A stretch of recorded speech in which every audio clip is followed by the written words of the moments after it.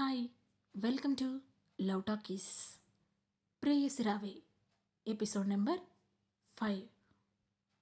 సిటీలోని ఒక పెద్ద ఇంటి ముందు ఒక కారు ఆగిన శబ్దం రావడంతో ఆ సౌండ్ విన్న పనివాడు అయ్యగారు వచ్చినట్టున్నారా అని తన పక్కనే ఉన్న మరో పనివాడితో అన్నాడు. హా, ఇప్పుడు ఇదంతా ఎలా జరిగిందంటే మనం ఏం చెప్దాంరా అని భయంగా అతని వైపు చూశాడు రెండో పనివాడు. నిజం చెబితే మనకి బడిత పూజేరా, చూసుకోకుండా ఏం చేస్తున్నారని అందరినీ ఇక్కడే నిలువునా పాతేస్తాడు అని అన్నాడు పనివాడు. ఆ క్షణం వాళ్ళిద్దరికీ కాళ్ళు చేతులు చిన్నగా వణుకుతున్నాయి. కానీ దాన్ని బయటికి కనిపించనివ్వకుండా, అయినా మనల్ని ఎందుకురా అంటారు, మనమేం చేశాం, అంతా డ్రైవర్ గాడే చేశాడు, వాడి వల్లే ఇప్పుడు ఇదంతా జరిగింది అంటూ ఆగిపోయాడు మొదటివాడు. సరిగ్గా అప్పుడే గడప దాటి లోపలికి వచ్చిన అడుగుల శబ్దం వాళ్ళ చెవుల్లోకి దూసుకుపోవడంతో అది వినబడగానే అక్కడున్న వాళ్ళంతా గప్చుప్పైపోయారు. కళ్ళు పైకెత్తిన వాళ్ళందరికీ కొంచెం దూరం నుండి వేగంగా నడుచుకుంటూ వస్తున్న ఒక వ్యక్తి కనిపించాడు. అతని నడకలో సింహపు గాంభీర్యం తుళ్ళిపడుతోంది. లోపలికి రావడమే డేగ చూపుల్లా అక్కడంతా పరికించి చూశాడతను. సగం నెరిసిన అతని జుట్టు అతని వయసుని తెలియజేస్తుంది. అతడే టాప్ ఇండస్ట్రియలిస్ట్ మహేంద్రనాథ్. అతని చూపు కొంత ధీరాన్ని నిలబడిన పనివాళ్లపై పడింది. వెంటనే గంభీరమైన గొంతుతో, అమ్మగారెక్కడున్నారు అని అడిగాడు మహేంద్రనాథ్. వెంటనే అక్కడున్న మొదటి నౌకర్, ఈ ఈ గదిలోనే ఉన్నారు సార్ అని వేలు చూపించాడు. దాంతో ఆ గది వైపు నడుస్తూనే, డాక్టర్ వచ్చారా అని అడిగాడు మహేంద్రనాథ్. వణుకుతున్న కాళ్ళతో అతి వెనుకే నడుస్తూ, హాహా వచ్చారయ్య గారు అని బదిలిచ్చాడు నౌకర్. మహేంద్రనాథ్ డోర్ తీసుకొని లోపలికి వెళ్ళాడు. భయంగా ఒకరి ముఖాలు ఒకరు అక్కడే చూసుకుంటూ నిలబడిపోయారు ఆ నౌకర్లు. ఇంతలో మహేంద్రనాథ్ వెనకే పరిగెత్తుకుంటూ అక్కడికి వచ్చిన రహీం ఆ డోర్ బయటే ఆగిపోయాడు. లోపలికి వచ్చిన మహేంద్రనాథ్ని చూసి, నమస్తే మహేంద్ర గారు అని పలకరించాడు అక్కడే ఉన్న డాక్టర్. మహేంద్రనాథ్ చూపు బెడ్పై పడి ఉన్న తన భార్య వైపై పడింది. నీలం రంగు చీరలో నిశ్చలంగా పడుకొని ఉంది వసుమతి.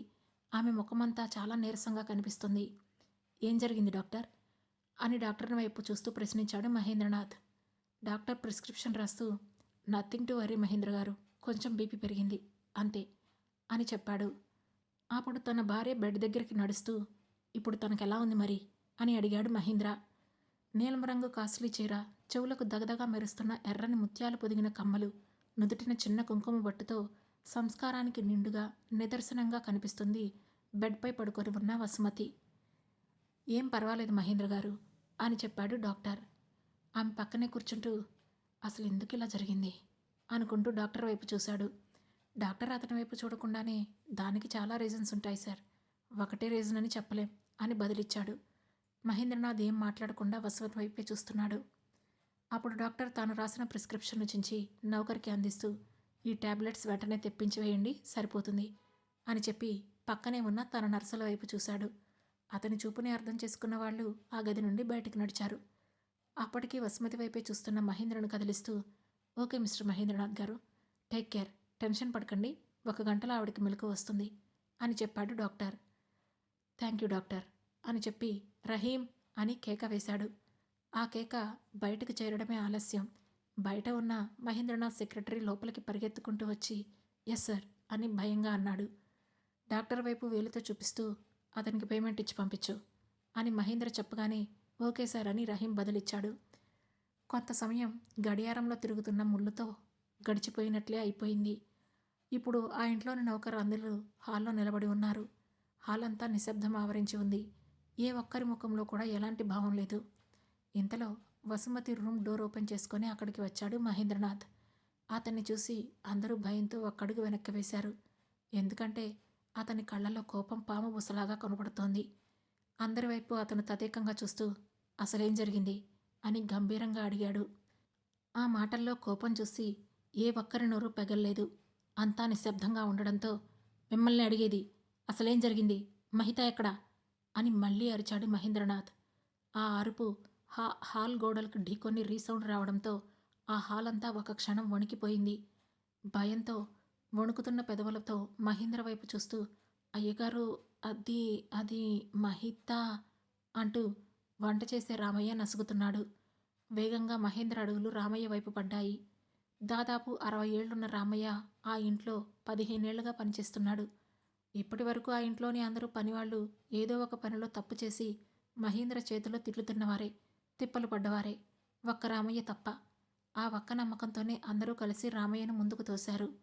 కానీ మహేంద్రనాథ్ కోపం చూస్తుంటే రామయ్య గుండె కూడా భయంతో జారిపోతోంది. అప్పుడు మహేంద్రనాథ్ వెళ్ళి రామయ్య ఎదురుగా నిలబడి, రామయ్య, ఇలా గొనగడం నాకు నచ్చదని నీకు తెలుసు కదా అని కోపంగా అన్నాడు. అవును అన్నట్లుగా తల్లాడించాడు రామయ్య. అయితే విషయం చెప్పు. మహిత ఎక్కడుంది? Where is Mahita? అంటూ అతను పెట్టిన అరుపుకి ఉలిక్కిపడ్డ రామయ్య, కనిపించడం లేదు సార్ అని టక్కున అనేశాడు. అది వినగానే మహేంద్రనాథ్ ఒక క్షణం ఆశ్చర్యంతో ఆగిపోయాడు. వెంటనే రామయ్యకు దగ్గరగా వెళ్ళి, సే అగైన్, మళ్ళీ చెప్పు అని అడిగాడు. దాంతో కంగారుగా భయంగా తటపటాయిస్తూ, అది అమ్మాయి గారు 4 రోజుల నుండి కనిపించడం లేదు సార్ అని మెల్లగా బదిలిచ్చాడు రామయ్య. ఆ మాట విని ఆశ్చర్యంతో, వాట్? 4 రోజుల నుండి మహిత కనిపించడం లేదా? అయితే మీరంతా ఏం చేస్తున్నారు? ఇంట్లో కూర్చొని గడ్డి పీకుతున్నారా? అంటూనే, రాజు ఇలారా అని ఆక్రోశంగా అరిచాడు. కొంత దూరాన నుంచొని ఉన్న రాజు అనే వ్యక్తి భయంతో వచ్చి మహేంద్రనాథ్ను ముందు నిలబడ్డాడు. అతని జుట్టు పట్టుకొని పైకి లేపి తన వైపు తిప్పుకుంటూ, నేను వెళ్ళిపోతూ ఏం చెప్పాను? అందరినీ కేర్ఫుల్గా చూసుకోమని చెప్పానా లేదా అని అడగగానే అతను నొప్పితో, చెప్పారయ్య గారు అని బదులిచ్చాడు రాజు. మరి ఏంటిది అంటూనే అతని 2 చెంపల్ని వాయించాడు మహేంద్ర. అతని చేతులు రాజు బుగ్గలని తాకిన చప్పుడికి అక్కడున్న ప్రతి ఒక్కరికి ఒళ్ళు జలదరిస్తోంది. ఆ దెబ్బ తట్టుకోలేక రాజు బుగ్గలు బూరెల్లా ఉప్పొంగాయి. 4 రోజుల నుండి నా కూతురు కనిపించకపోతే మీరంతా ఏం చేస్తున్నారు? ఇదంతా నాకెందుకు చెప్పలేదు? హా? చెప్పకుండా ఏం చేస్తున్నారు? అంటూ కోపంగా అక్కడున్న అందరినీ కొట్టడం మొదలుపెట్టాడు మహేంద్రనాథ్. అప్పుడే అతని వెనక నుండి ఒక బలహీనమైన స్వరం వినిపించింది. నేనే చెప్పొద్దన్నాను అంటూ వినిపించిన ఆ గొంతు విని వెనక్కి తిరిగిన మహేంద్రకు గది నుండి బయటికి వచ్చిన వసుమతి కనిపించింది. ఆమెను చూడగానే అతనిలో కోపం కొద్దిగా తగ్గింది. వసు, నువ్వెందుకు బయటకొచ్చావు? వెళ్ళు, లోపలికి వెళ్ళి రెస్ట్ తీసుకో అన్నాడతను. వసుమతి ముందుకు వస్తూ, లేదు, ఇక్కడ నా బంగారం కనిపించడం లేదు. దాని ముఖం చూడక 4 రోజులవుతుంది. ఇప్పుడు నా మనసుకు కావలసింది రెస్ట్ కాదు, నా బిడ్డ, నా కూతురు అని అంది. ఆ క్షణం ఆమె కళ్ళ నుండి కన్నీరు ధారగా కారుతోంది. ఆమె ముఖమంతా వాడిపోయిన మొగ్గలా తయారైంది. మహేంద్రనాథ్ ఆమె వైపు నడుస్తూ, వసు, నేనున్నాను కదా, నేను చూసుకుంటాను, నువ్వు లోపలికి వెళ్ళు అని ఆమెను సముదాయించాడు. కానీ ఆమె మాత్రం అతని మాటలు వినకుండా ముందుకే వస్తూ, లేదండి, నా కూతురు ఎప్పుడు ఎలా ఉందో తెలిసేదాకా నేను రెస్ట్ తీసుకోలేను. నాకు నా కూతురు కావాలి, అంతే అని ఖరాఖండిగా చెప్పింది. అప్పుడు మహేంద్ర ఆమె భుజాలు పట్టుకొని, కూతుర్ని వదిలి ఒక్క క్షణం కూడా ఉండని దానివి మొదటి రోజు కనిపించకుండా పోయినప్పుడే నాకెందుకు చెప్పలేదు? ఒక్క ఫోన్ చేసుంటే ముంబై నుండి వచ్చేసేవాణ్ణి కదా, అప్పుడు ఇదంతా ఉండేదా? పరిస్థితి మన చేయి జారిపోయేదా అని అడిగాడు.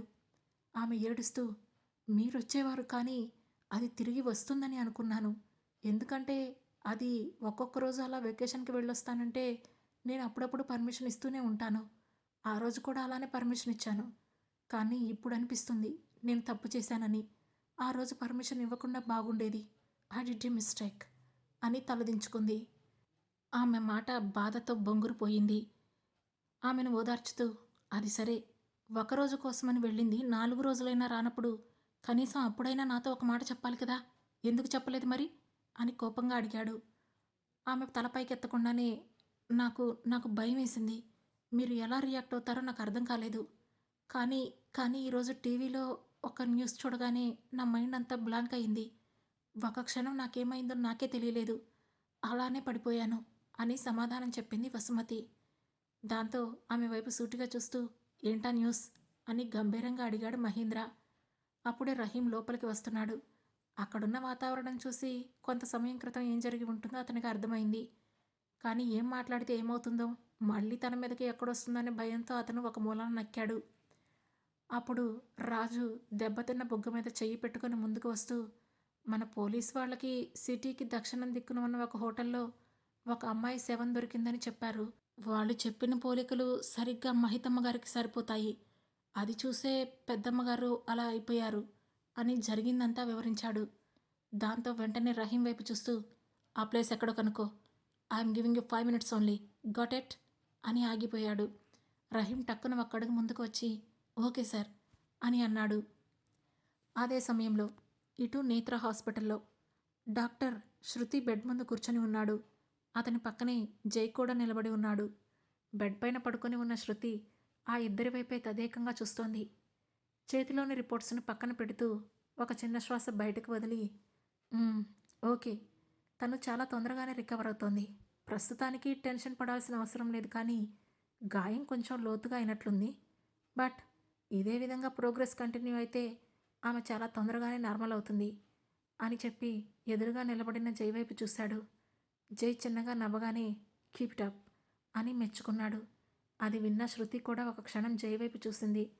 జై మాత్రం ఎక్కువగా మాట్లాడకుండా, "డాక్టర్, మరి ఇంకో విషయం" అని ఆగిపోయాడు. అతని ఉద్దేశం అర్థం చేసుకున్న డాక్టర్ ఒకసారి శృతి వైపు చూశాడు. మళ్ళీ వెంటనే జై వైపు చూస్తూ, "can we discuss it later" అని దాటేశాడు.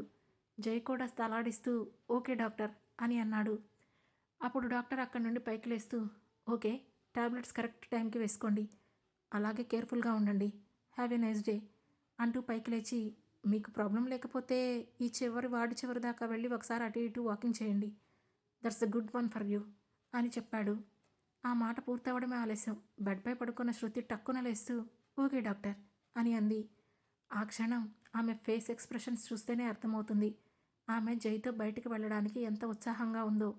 నిజం చెప్పాలంటే లాస్ట్ టైం ఆమె అతని భుజం మీద తలపెట్టుకొని పడుకోవడం, ప్రేమగా ఆమె కోసం అతను ఫుడ్ తీసుకురావడం, ఇదంతా జరిగినప్పటి నుండి అతని మనసు కూడా ఆమెతో సమయం గడపాలని కోరుకుంటుంది.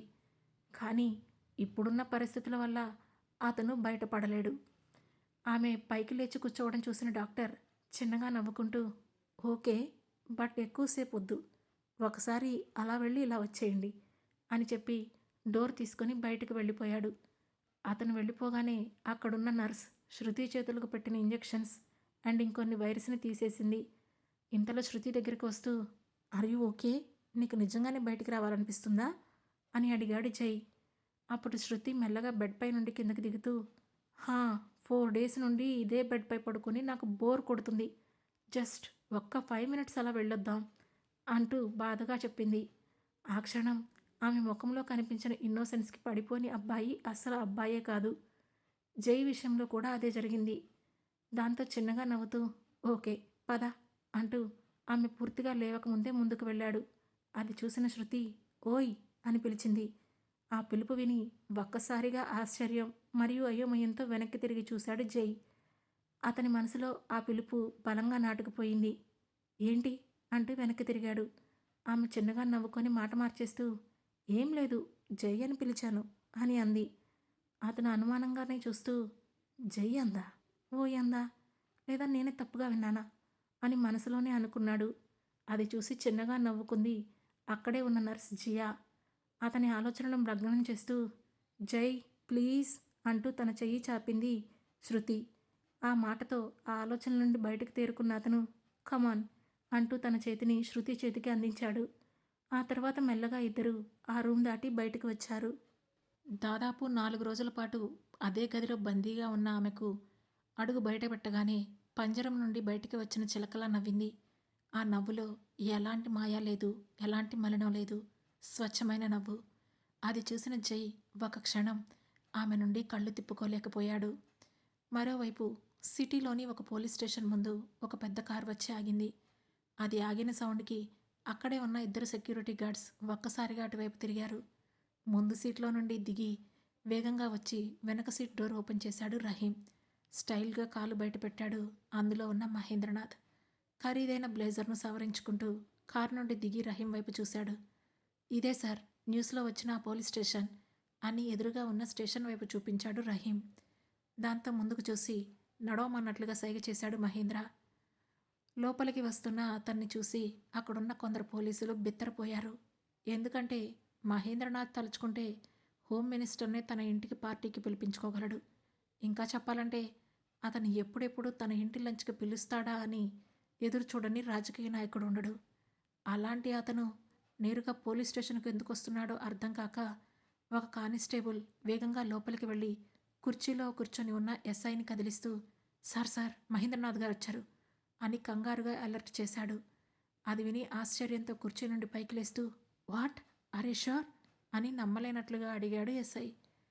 ఆ కానిస్టేబుల్ జవాబిచ్చే లోపే లోపలికి ఎవరో వచ్చినట్లు అనిపించడంతో అటువైపు చూశాడు ఎస్ఐ.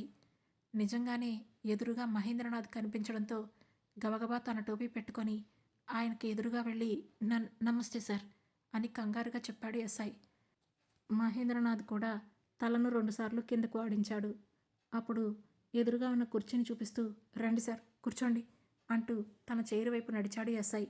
మహేంద్రనాథ్ వెళ్ళి అక్కడున్న కుర్చీలో కూర్చుంటూ మీరేనా ఇక్కడ ఎస్ఐ అని అడిగాడు. అతను కూడా కంగారు కలిసిన మర్యాదతో హా సార్ చెప్పండి, ఈ ఎస్ఐ మీకు ఏదైనా హెల్ప్ చేయగలడా అని మర్యాదగా అన్నాడు. అప్పుడు రహీం మాట్లాడుతూ ఈరోజు ఉదయం మీరు ఒక కేసు గురించి టీవీలో యాడ్ ఇచ్చారు కదా, అది సిటీకి అవుట్స్కట్స్లో సౌత్ సైడ్లో ఉన్న ఒక హోటల్లో ఒక అమ్మాయి బాడీ దొరికిందని అని రహీం చెప్పగానే హా సార్ అంటూ రహీం వైపు చూపులు మళ్లించాడు ఎస్ఐ. మేము ఒకసారి ఆ అమ్మాయి బాడీని చూడాలి అన్నాడు మహేంద్రనాథ్. అది వినడమే ఆలస్యం. Sure sir sure, why not, దానికోసం మీరు ఇక్కడి దాకా రావాలా? నాకు ఒక్క ఫోన్ చేస్తే నేనే వచ్చి మిమ్మల్ని ఆ బాడీ దగ్గరకు తీసుకెళ్లేవాడిని కదా అని చిన్నగా నవ్వుతూ అన్నాడు ఎస్ఐ. అప్పుడు గంభీరమైన స్వరంతో ఇప్పుడు కూడా లేట్ కాలేదనుకుంటా అని అతని వైపు తీక్షణంగా చూస్తూ చెప్పాడు మహేంద్ర.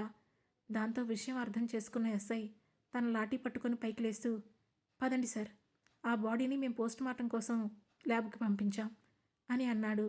దాంతో ముగ్గురు అక్కడి నుండి బయటికి నడిచారు. మరోవైపు హాస్పిటల్లో జై శృతి ఇద్దరు వార్డుకి చివరికి నడుచుకుంటూ వెళ్ళారు.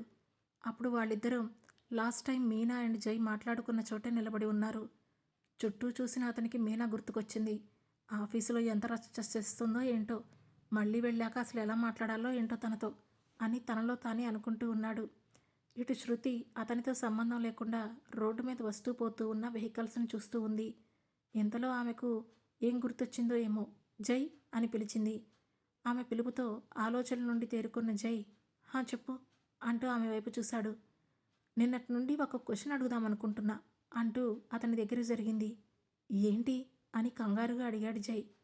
అప్పుడు ఆమె కొంచెం బాధగా అసలు నా పేరెంట్స్ ఎక్కడున్నారు? నేను ఇన్ని రోజులుగా ఇలా బెడ్ పైన పడుంటే కనీసం నన్ను చూడటానికి కూడా రాలేదు, ఎందుకు అని అడిగింది. ఆమె అడిగిన దానికి ఏం జవాబు చెప్పాలో అర్థం కాక నీళ్లు నమ్మినాడు అతను. ఆ తర్వాత ఏం జరగబోతుంది తెలుసుకోవాలనుకుంటే వెంటనే మన లవ్ టాకీస్ ఛానల్ను సబ్స్క్రైబ్ చేసుకొని ప్రేయసి రావే సిరీస్లోని నెక్స్ట్ ఎపిసోడ్ను వినండి. మా ఈ కథలు మీకు నచ్చినట్లయితే లైక్ చేసి, షేర్ చేసి, కమెంట్ చేసి, హై పాయింట్స్ కూడా ఇచ్చి మమ్మల్ని సపోర్ట్ చేయండి. Thanks for watching.